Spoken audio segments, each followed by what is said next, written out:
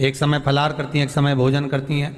भोजन में खीर का होना जरूरी होता है पूर्णिमा के व्रत में। दूध की सामग्री होना जरूरी होती है पूर्णिमा के व्रत में। 12 महीने की पूर्णिमा करो, मना नहीं है। और पूर्णिमा उठाने का भी समय होता है। चैत्र के महीने की जो पूर्णिमा होती है, चैत्री पूर्णिमा पहली पूर्णिमा मानी जाती है, इसलिए चैत्री पूर्णिमा को सिद्ध पूर्णिमा कहते, कार्य सिद्धात्री पूर्णिमा कहते, सिद्ध करने वाले। मनोरथी पूर्णिमा कहते, मनोरथी पूर्णिमा। इसलिए पूर्णिमा का व्रत कहां से उठाया जाता है? चैत्र के महीने की पूर्णिमा से पूर्णिमा का व्रत उठाया जाता है कि मैं महीने की पूर्णिमा करूंगी तो चैत्र पूर्णिमा से उसको उठा लिया जाता है। पर उसका एक नियम रहता है, आप फलाहार करें अपनी जगह पर है, पर एक समय भोजन कर रहे हैं वो अपनी जगह पर। भोजन के साथ में मीठे के साथ थोड़ा दूध की सामग्री होना जरूरी होती है। और क्यों करते हैं पूर्णिमा का व्रत, किस लिए किया जाता है, क्यों करा जाता है, उसका व्याख्यान वर्णन शिव महापुराण के अंतर्गत स्कंद पुराण में लिखा गया। स्कंद पुराण में वर्णन किया है श्री वेदव्यास जी महाराज ने। कहा ये पूर्णिमा कब लिए किया जाता है कि व्यक्ति का जब मन गलत भ्रम में जाने लगता है, मन जब गलत जगह पर जाने लगता है, तो ये मन को गलत जगह पर ले जाने वाला कौन होता है? तो कहा ये चंद्र होता है। व्यक्ति की राशि के अंतर्गत, व्यक्ति की पत्रिका के अंतर्गत, व्यक्ति की ग्रह दशा के अंतर्गत जब चंद्र बेकार चलता है तो व्यक्ति अच्छा करते करते भी बेकार करने लग जाता है। चंद्र डोल रहा है। कई माताएं कहती हैं गुरुजी हमारे बेटे को आशीर्वाद दीजिए, बहुत गलत संगत में जा रहा है, मतलब समझ जाना कि चंद्र गड़बड़ जा रहा है। बेटी अगर गलत मार्ग पर जा रही है, बेटी अगर गलत संगत में जा रही है, किसी अन्य व्यक्ति को आकर्षित हो, चंद्र गड़बड़ हो रहा है, उसका चंद्र कहीं जा रहा है। कोई पुरुष, कोई लड़का कोई गलत मार्ग पर जा रहा है, चंद्र गड़बड़ हो रहा है। घर में जो क्लेश उत्पन्न होता है, घर में जो विवाद उत्पन्न होता है, उस विवाद को रोकने के लिए केवल चंद्र की ही, इसलिए तो पूर्णिमा घर की नारियां हमारे यहाँ हिंदू धर्म में यहां तक स्कंद पुराण में कह दिया कि प्रत्येक पुण्य आप लोग कभी आप लोगों ने सत्यनारायण जी की कथा करवाई है? जितने लोग आस्था चैनल पर कथा सुन रहे हैं, जितने लोग फेसबुक यूट्यूब पर कथा सुन रहे हैं, यूट्यूब पर कथा का श्रवण कर रहे हैं, उनने कभी सत्यनारायण की कथा करवाई होगी। तो उसमें लिखा है हर कार्तिक, हर पूर्णिमा को, हर संक्रांति को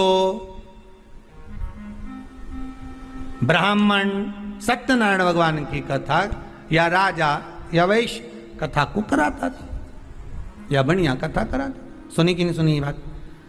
सत्यनारायण भगवान की कथा में लिखा है, स्कंद पुराण के अंतर्गत जो सत्यनारायण भगवान की कथा का स्मरण किया उसमें लिखा है प्रत्येक संक्रांति पूर्णिमा को सत्यनारायण की कथा करवाने लगा और ये योनि को प्राप्त हुआ, इस योनि से छूटा, इस योनि में गया। लिखा है, सब कुछ लिखा है।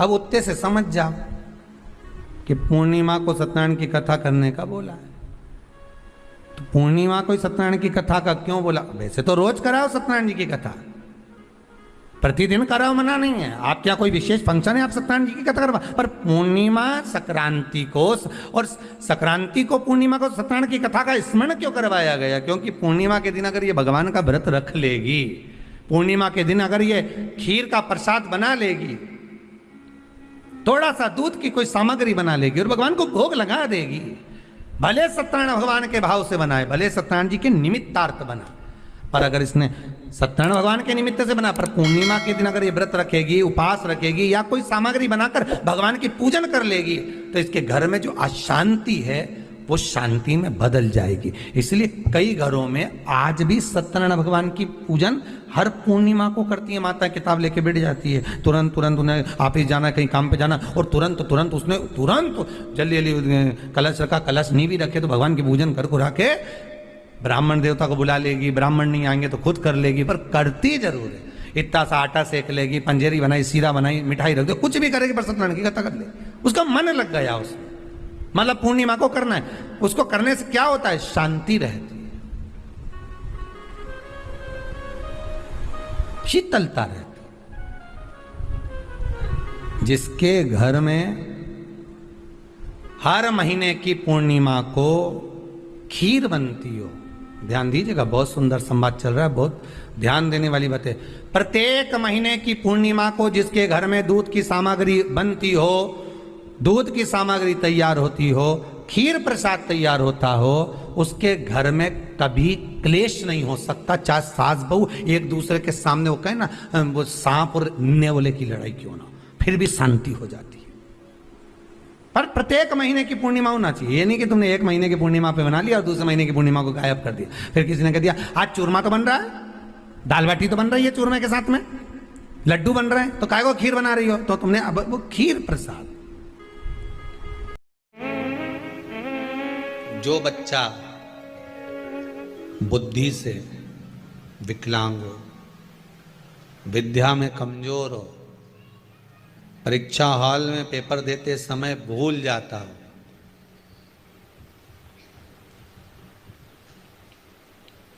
विवेक काम ना करता हो, तो निवेदन है किसी भी पूर्णिमा की रात्रि को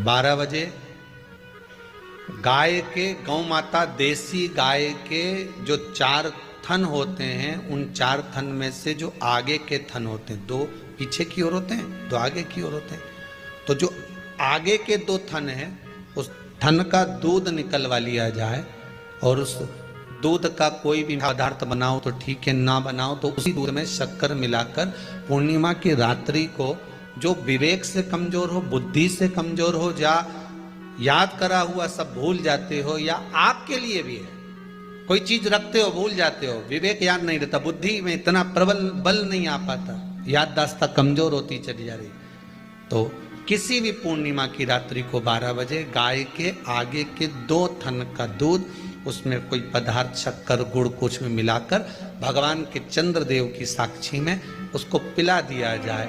महाराज बार बार पिलाने की जरूरत ही नहीं पड़ेगी, एक ही बार में काम कर जाएगा और विवेक पूर्ण तरह से कार्य करने जाएगा।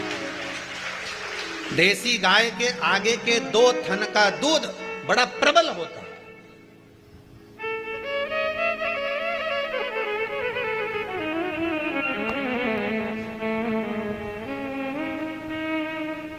पूर्णिमा की रात्रि को 12 बजे उसका प्रयोग किया जाए।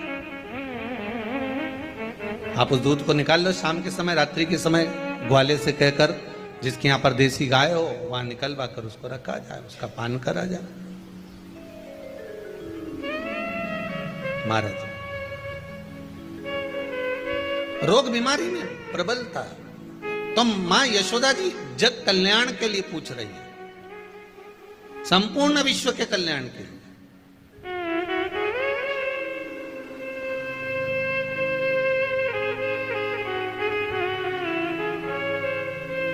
अरे कितना सुंदर संवाद है। स्कंद पुराण में समुद्र मंथन की तिथि, नक्षत्र, घड़ी, पल सब कुछ लिखा हुआ है कि समुद्र मंथन के लिए देवताओं ने इंतजार करा था। कब? जब चंद्र का प्रभाव पूर्ण हो। जब चंद्र का प्रभाव पूर्ण होगा तब जो मंथन होगा, उस मंथन का जो सुख होगा वो जीवन को आनंद दे जाएगा। हो सकेगा तो कल की कथा में मंथन के लिए जो समय स्कंद पुराण में कहा गया कि ये समय में चंद्र प्रबल होगा, उस चंद्र की प्रबलता में मंथन का कार्य प्रारंभ करा जाए। देवता और राक्षस मिलकर मंथन करें। कल की कथा में वो पल, वो समय भी बताएंगे कि स्कंद पुराण में ये जगह पर ये चीज लिखी है। क्यों इंतजार कर रहे हैं कि चंद्र प्रबल हो तब हो?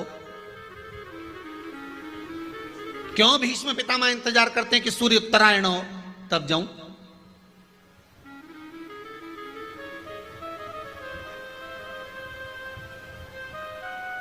जब देवता 33 कोटि देवता उस चंद्र के इंतजार में रहते हैं कि ये चंद्र प्रबल होगा तब जाकर ये चंद्र यहां पहुंचेगा, तब जाकर हम मंथन करेंगे, तब जाकर वो अमृत मिलेगा और उस अमृत को देवता धारण करेंगे तो वो आनंद पा जाएंगे। तो हम क्यों शरद पूर्णिमा छोड़ें, हम क्यों एक एक पूर्णिमा छोड़ें? एक एक पूर्णिमा के महत्व को जानिए। कोई पूर्णिमा साधारण नहीं है, कोई प्रदोष साधारण नहीं है, कोई शिवरात्रि साधारण नहीं है। पूर्णिमा के नारियों को, स्त्रियों को अखंड सौभाग्य के लिए, जो नारी वैधव्य नहीं होना चाहती है उस नारी को पूर्णिमा के कितने व्रत करना चाहिए। जिस नारी के यहाँ संतान नहीं हो, औलाद नहीं हो, उसको पूर्णिमा के कितने व्रत करना चाहिए। जिस नारी का पुत्र, पति बहुत बीमारी से ग्रसित हो, लग रहा हो कि ये मेरा बेटा बहुत बड़ी बीमारी में घिरा हुआ है, तो नारी को कितने व्रत करना चाहिए। स्वयं भगवान कृष्ण ने माता यशोदा को द्वापर में भी बताया है कि पूर्णिमा के 32 व्रत होते हैं। कितने व्रत होते हैं? 32।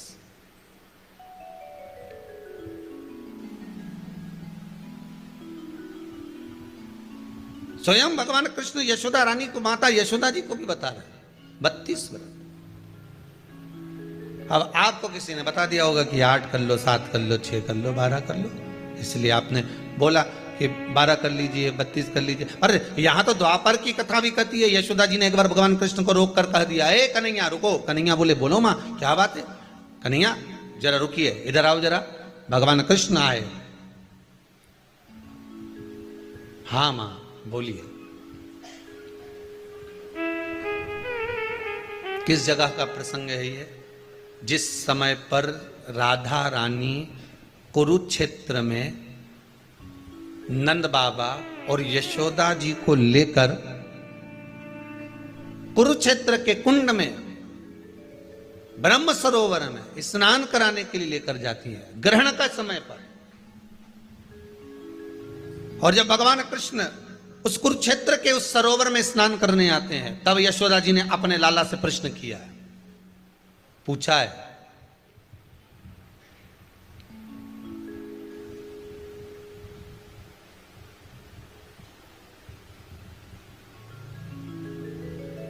कि नारी वैधव्य होकर ना मरे।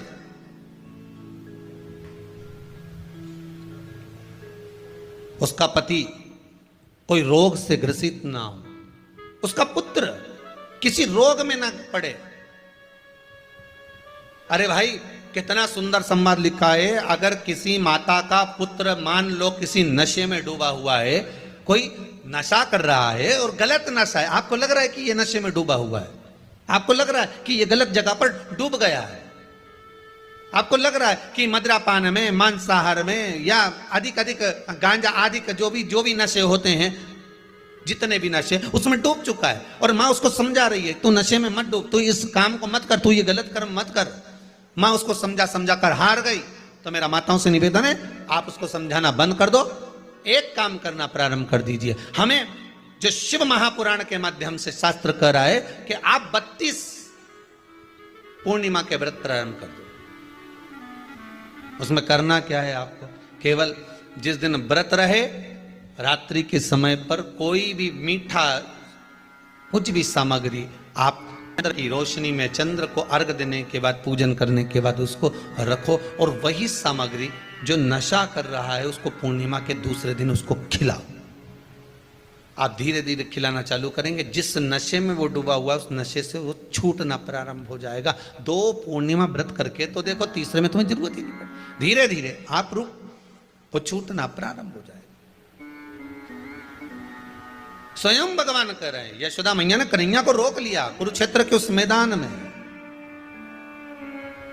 और भगवान कृष्ण का दर्शन माता यशोदा जी करी। बहुत बहुत दिनों के बाद माँ को, आज माता यशोदा को लाला का दर्शन हुआ, बहुत समय के बाद, जाने के बाद, बहुत समय के बाद।